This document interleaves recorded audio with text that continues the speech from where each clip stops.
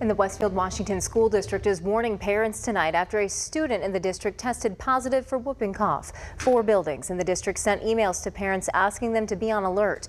I spoke to the district about their message for parents.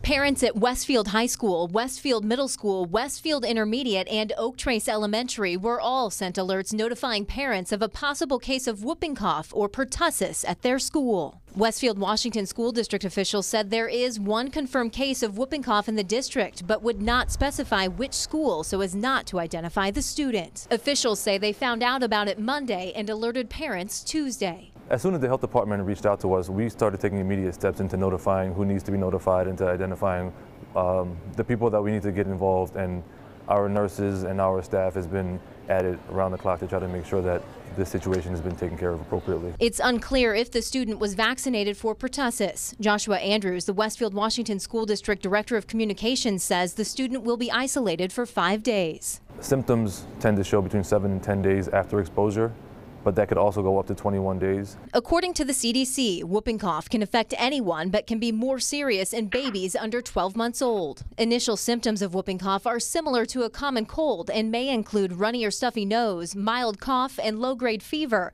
After a week or two, the cough becomes more severe with a high-pitched whoop sound. The CDC says the DTaP vaccine can prevent or lessen the severity of the illness. In Indiana, all students aged pre-K through 12th grade are required to get the vaccine. In the meantime, Westfield Washington Schools is asking parents to keep a close eye on their kids. Since we got notified on Monday, we're kind of saying from now until spring break, families should be on the lookout for any symptoms like that.